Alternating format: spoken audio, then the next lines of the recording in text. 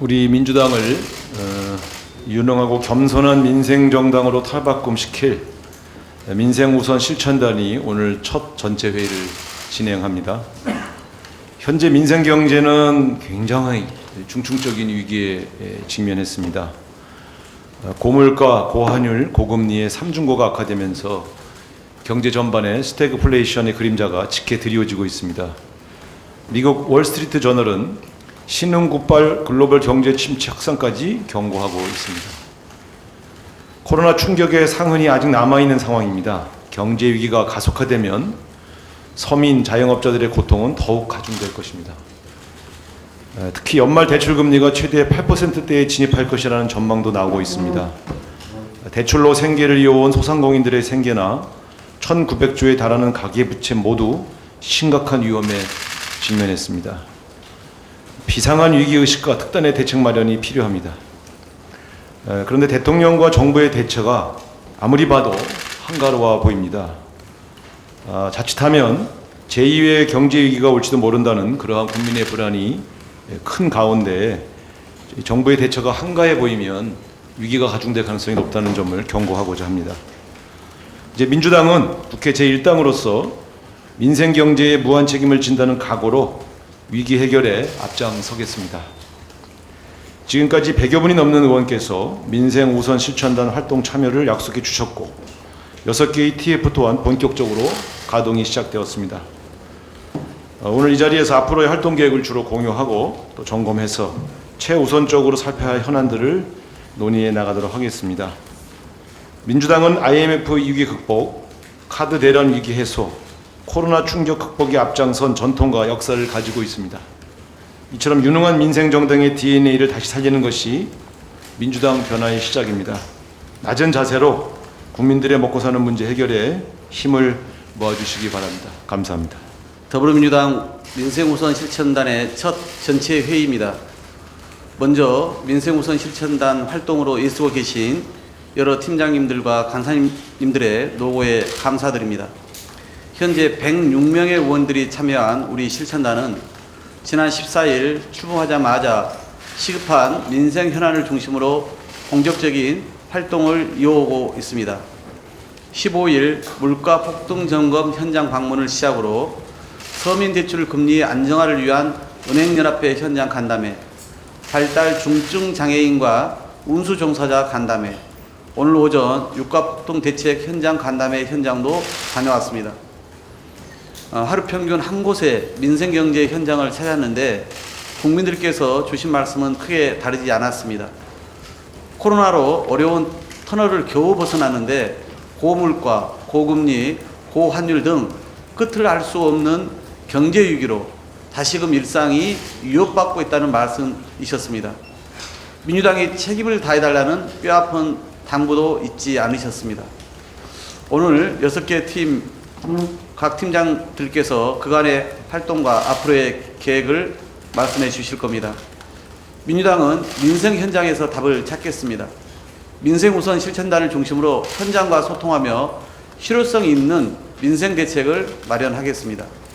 유능한 민생 정당으로 거듭나 국민 삶을 지키는 데 전심전력하겠습니다. 끝을 알 수 없는 경제 위기에도 절박한 민생은 안중에 없이 정치 보복과 내부 다툼에만 여념없는 정부 여당의 행태에 국민 시름이 깊어지고 있습니다. 초당적 협력으로 민생을 안정시키고 국민 고통을 덜어드리는 일이 당면한 급선무입니다. 여야 신뢰 회복과 국회 정상화를 위한 윤석열 대통령과 국민의힘의 결단을 다시 한번 촉구합니다.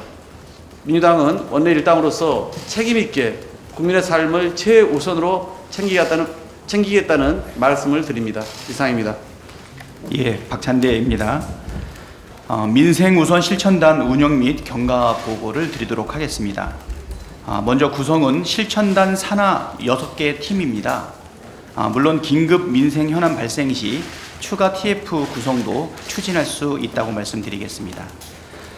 더불어민주당 민생 우선 실천단 단장은 박홍근 원내대표, 부단장 김성한 정책위 의장, 부단장 이하경 민생 연석회의 수석 부의장입니다. 6개 팀이 있는데요.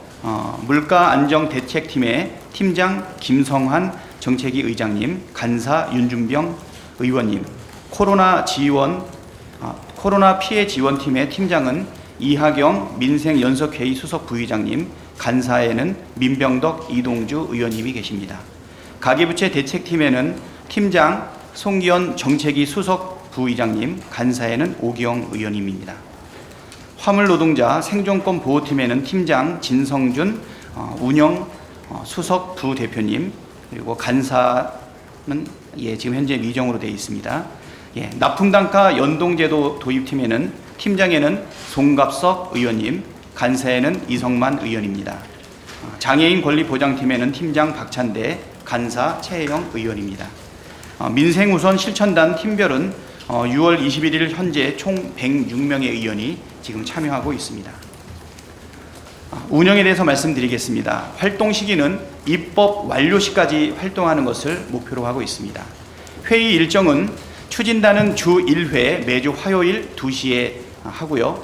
각 팀별로는 별도로 주 1회의 회의를 진행을 합니다. 운영 계획을 말씀드리겠습니다.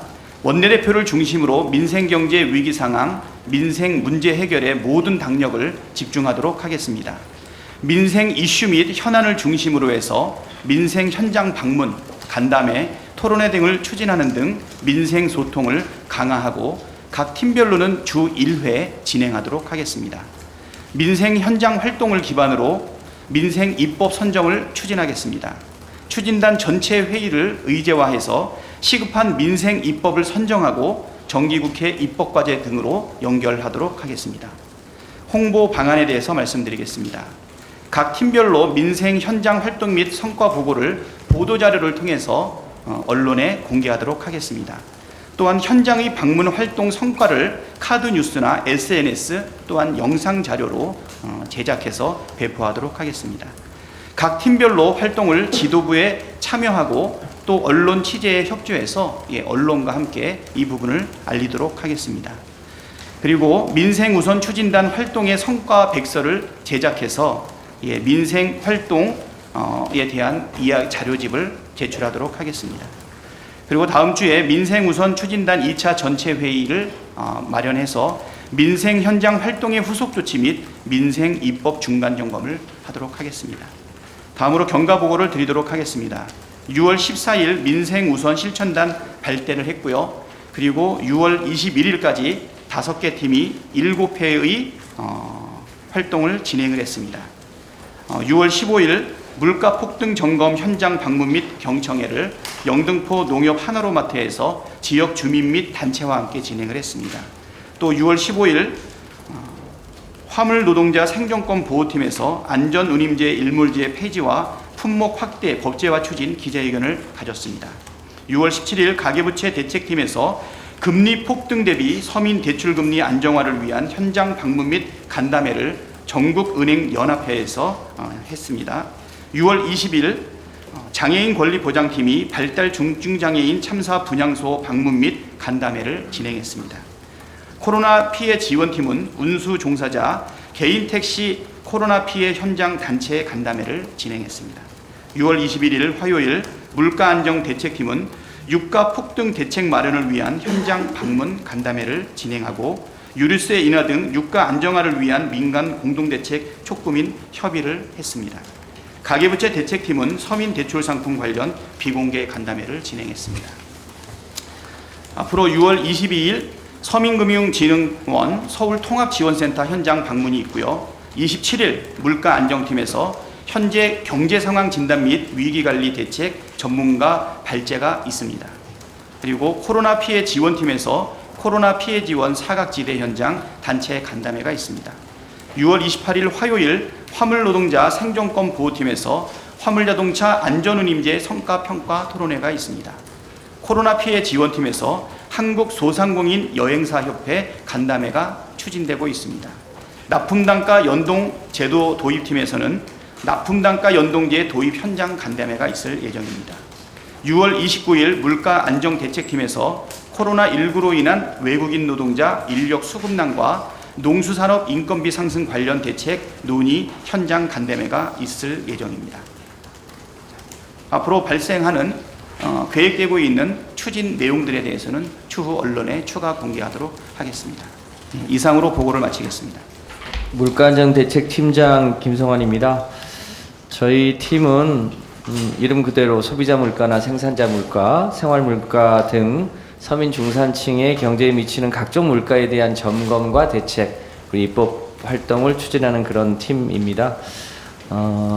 팀에는 총 21분의 의원님들이 참여하고 계시고요.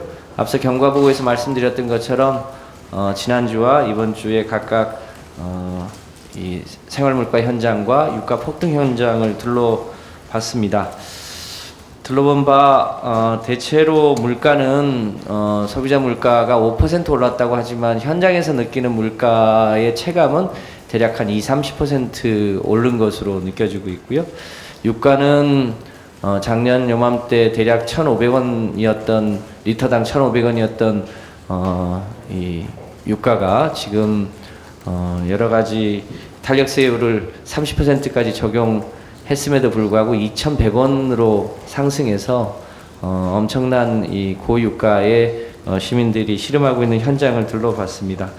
고물가의 핵심이 이 유가 문제인데 저희 당은 여러 가지 입법 활동과 또 정유사들의 초과 이익을 어떻게든 사회에 환원할 수 있는 방안 등등을 포함해서 최소한 1,800원대까지 낮출 수 있도록 입법 활동에 총력을 기울여야 된다고 생각하고 있습니다. 한편으로 근본적으로 유류 소비를 줄이기 위한 대중교통을 활성화하기 위한 대책이나 또 농수산물 가격을 안정화하는 대책, 또 농수산물 가격 안정을 위해서 외국인 노동자 수급 대책 등등을 포함해서 전반적으로 단시간 내에 해결되지는 않겠습니다만 고물가와 고유가 때문에 씨름하는 서민 경제를 회복하게 하는데 최선을 다해서 활동하겠다는 말씀드립니다. 이상입니다. 지난 추경으로 해서 더불어민주당의 주장으로 액수까지 늘려가면서 여야가 합의해서 충분하고 두텁게 코로나 피해 지원을 마무리하겠다 하고 우리가 추경을 해서 지급을 하였습니다. 그래서 이제 완벽하게 잘 되었으면 좋을 텐데 여러 업종 간에서 불만이 쏟아져 나오고 있습니다. 실제로 받지 못한 사각지대가 많이 발생한 거죠. 왜 그랬나 들여다보니까 기준이 달라진 업종들이 있었습니다. 예를 들면 전년도 같은 날짜에 매출액 대비해서 더 매출액이 떨어진 업체에 대해서 지원을 하는 기준으로 했는데 이제 반기별 1년에 6개월분으로 나눠서 하다 보니까 전반기 후반기에 매출액이 다른 택시 업종 같은 경우는 다수가 적용되지 못해서 불만이 쏟아져 나왔고요. 또 하나는 우리가 매출액 기준으로 매출액이 줄어든 업종으로 기준으로 삼다 보니까 어떤 아이러니가 벌어졌냐면 열심히 살아남기 위해서 인원도 더 채용하고 또 더 많이 투자해서 한 업종은 매출은 올랐으나 투자 대비 이 영업이익은 오히려 떨어지는 그러니까 열심히 했음에도 불구하고 영업이익은 적었는데 매출이 많다는 이유만으로 손실이 보전되지 못해서 오히려 피해를 일으키는 그런 업종들이 다수 있어서 이런 사각지대에 받지 못한 피해자들을 우리가 업종별로 만나서 지금 조사 중에 있고요. 소식을 듣고 있고 이걸 어떻게 해결해야 될지 중기부하고 또 다시 원론적인 이야기를 나눠야 될 것 같습니다. 쉽지 않은 이야기지만 피해가 워낙 큰 업종은 절망과 피해를 호소하고 있어서 어떻게든 대변할 수 있도록 최선을 다하겠습니다. 이따 끝나고 우리 이동주 간사님께서 또 첨언할 수 있으면 하도록 하겠습니다. 지난주에 미국 연방준비제도가 기준금리를 0.75% 인상하면서 한국은행도 역시 7월경에 상당한 정도의 기준금리 인상이 예상되고 있습니다. 단순히 이번 한 번에 그치는 것이 아니라 연말까지 꾸준히 금리 인상될 것이 명확하게 예정되고 있습니다. 그런 상황에서 보니까 지금 그동안 코로나의 어려운 사정에서 대출에 의존하였던 자영업자분들 그리고 또 지난해 또 영끌 등등으로 해서 신규로 대출을 부담한 특히 젊은이들 금융 사각지대에 있던 여러분들이 저 어려움이 가중될 것이 예상되고 있습니다. 그 반면에 예대마진 폭이 증가하고 있고 거기에 따라서 금융권, 특히 시중은행의 순이익은 엄청난 큰 폭을 보이고 있습니다. 증가할 상황이 있습니다.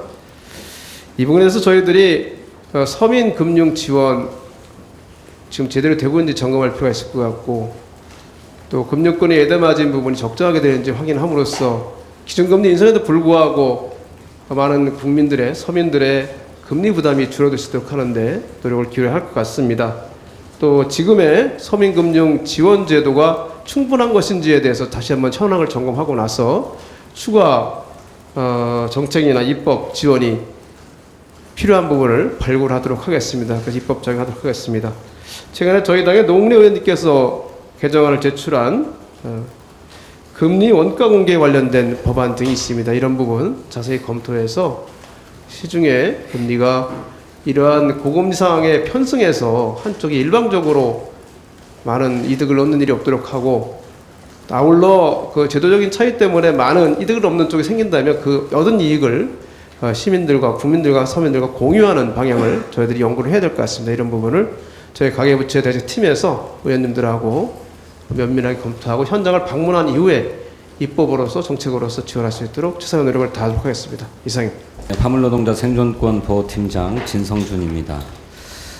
저희 팀은 화물연대 파업으로 구성되게 되었는데, 팀이 결성되기 이전에 화물연대 파업을 중재해 보기 위해서 원내대표 주재에 긴급 간담회가 있었습니다. 이것을 계기로 해서 만들어졌고 더 확대되어서 민생우선 실천단이 당내에 설치되는 계기가 되었습니다. 그렇게 활동을 시작하고 그에 따른 파업에 따른 물류 손해액이 기하급수적으로 급증하자 정부가 전향적으로 협상 타결에 임해서 교섭이 6월 14일 날 타결되었습니다. 핵심 쟁점은 현재 시범 실시되고 있는 화물자동차 안전운임제의 일몰제를 폐지할 거냐 하는 문제였는데, 화물연대는 일몰제 폐지를 주장했습니다만 국토교통부는 안전운임제의 지속이라고 하는 표현으로 합의해서 불완전한 합의라고 하는 것이 일반적인 평가입니다.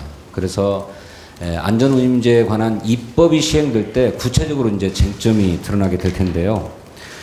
잘 아시는 것처럼 화물자동차 안전운임제는 화물자동차를 운행하는 화물노동자의 교통사고 예방, 산업재해 예방을 위해서 도입되게 된 제도입니다만, 이것이 유가 급등 상황에서 화물노동자들의 손해를 막아주는 그런 순기능을 하고 있다는 것이었습니다.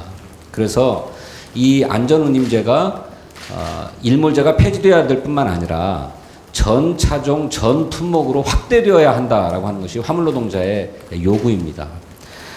그래서 저희 이 팀에서는 시범 실시되어 왔던 안전운임제의 성과를 실제로 평가해 보고 그것이 어떤 긍정적인 기여를 하고 있는지를 판단해서 전 품목, 전 차종으로 안전운임제를 확대하는 입법을 추진하고자 합니다.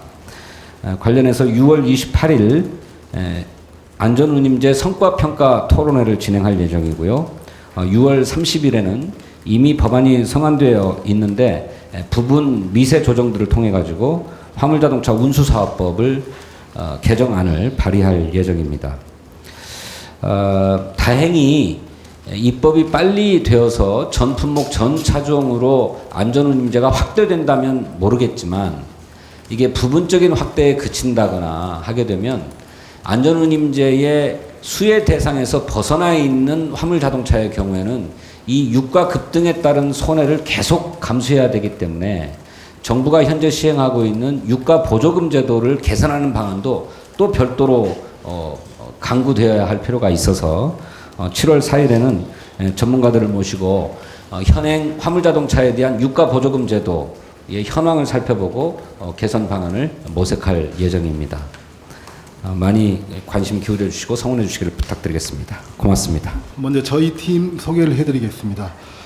간사는 이성만 의원님, 그리고 권칠승, 김경만, 김영진, 김정호, 신영대, 오원식, 윤호중, 이장섭, 정태호 의원님이 함께하고 있습니다. 저희 팀은 어제 첫 회의를 열었습니다. 그 회의에서 현장의 의견을 경청하고 발굴하는 것, 그리고 납품단가 연동제 법제화를 비롯해 관련 제도 개선 방안을 입체적으로 마련해서 어려움에 처한 중소기업계를 조속히 지원할 수 있도록 하는 것을 큰 틀에서의 운영 방향으로 정했습니다.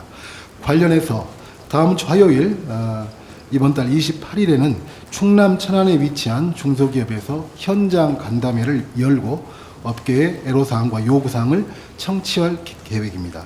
이틀 뒤인 목요일에는 납품단가 미반영으로 인한 피해 사례 발표, 그리고 제도 개선 방안에 대한 입법 토론회를 개최합니다. 많은 관심과 참여 부탁드립니다. 납품단가 연동제는 2009년 납품단가 조정협의 제도를 1년 시행하고 아무 효과가 없을 때 제도 개선 방안에 대한 아무 효과가 없을 때 납품단가 연동제를 도입하기로 정무위 법안소위에서 이미 의결된 바 있습니다. 그런데 그로부터 약 13년이 지난 지금까지 중소기업 중앙회를 통해 납품단가 조정협의 제도가 활용된 건수는 단 한 건도 없었습니다. 그 요건이 지나치게 까다롭고 거래 단절 등 보복 조치에 대한 우려로 인해 자율적인 조정은 사실상 불가능한 것이기 때문입니다. 최근에 철광석, 원유, 펄프 등 원자재 가격이 급등하면서 원재료를 가공해서 대기업에 납품하는 중소기업의 경영난은 더욱더 가중되고 있지만 당연하게도 기존의 제도를 통한 납품단가 조정은 요원합니다. 일찍이 저희 더불어민주당은 납품단가 연동제 도입을 앞서서 주장해 오면서 입법을 위한 노력을 해온 바 있습니다. 지난 대선은 저희 당의 대선 공약으로 그 의지를 분명히 했고 국민의힘의 공약화도 이끌어낸 바가 있습니다. 이 13년간의 제자리 그림을 이제는 끝내고 벼랑 끝에 몰린 중소기업 현장의 의견을 보완하면서 납품단가 연동제를 조속히 도입하기 위해 최선의 노력을 다하겠습니다. 어제 장애인 권리보장팀에서 극단 선택으로 돌아가신 발달 중증장애인 추모 분향소를 방문하고 간담회를 가졌습니다. 그리고 발달 장애인 부모님들의 절규와 호소의 목소리를 들었습니다. 법 개정과 추경을 통해 교통 약자를 위한 제도 개선과 예산을 일부 확보했지만 현장에서는 너무나 많은 갈증을 느끼고 있습니다. 저희 민주당은 지속적으로 장애인의 기본권을 찾기 위한 개선 방안을 마련하고 관철해 나가도록 하겠습니다. 먼저 장애인 이동권 보장을 위한 추가 보완 입법을 추진하기로 했습니다. 지난해 개정된 교통약자 이동편의 증진법을 통해서 광역 이동지원센터 설치가 의무화되고 특별 교통수단의 환승 연계체계 구축을 위한 지자체 간 상호 협력의 근거를 두는 등 일부 개선이 있었지만 특별 교통수단 운행 범위가 지자체마다 달라 교통약자의 이동 범위가 제약되고 이동지원센터 운영비에 대한 국가 지원 근거가 부족해서 실용성의 한계가 지적되었습니다. 이 같은 문제점을 보완한 교통약자 이용 편의 증진법 개정안을 곧 발의해 최대한 빠른 시일 내에 국회 통과를 추진하도록 하겠습니다. 그 밖에 저상버스 도입 확대와 같은 이동권 보장을 위한 제도 개선도 병행해 지속 추진하도록 하겠습니다. 어제 취임 간담회에서 서울경찰청장은 불법 행위는 지구 끝까지 찾아가서 사법 처리하겠다며 오늘 아침 전장현 시위와 같이 자기 의사를 관철하려는 상황에 대해 법을 엄격히 집행해 질서를 확립하는 게 시대적 과제라고 발언을 했습니다. 장애인의 이동권과 관련해서 생존권적인 호소와 지지에 대한 이런 억압적인 태도는 장애인에 대한 국가의 인식이 어떤 것인지 전적으로 보여주는 것 아닌가 생각이 됩니다. 이 부분에 대해서 우리 민주당은 항의 필요하다면 방문하도록 하겠습니다. 또한 한편으로 현장의 목소리 역시 계속 듣도록 하겠습니다. 장애인 돌봄과 학습권, 건강권 보장을 위해 다양한 복지시설 등을 방문해 이용자와 종사자의 목소리를 경청하고 제도 개선과 예산 지원 방안을 찾아 나가도록 하겠습니다. 높은 곳에 오르기 위해서 눈앞에 한 계단을 먼저 올라야 한다는 말처럼 장애인 당사자 및 가족과 함께 한 계단씩 함께 오르며 눈앞의 변화를 이끌어낼 수 있는 실천적 방안을 마련하기 위해서 노력하겠습니다. 이상입니다.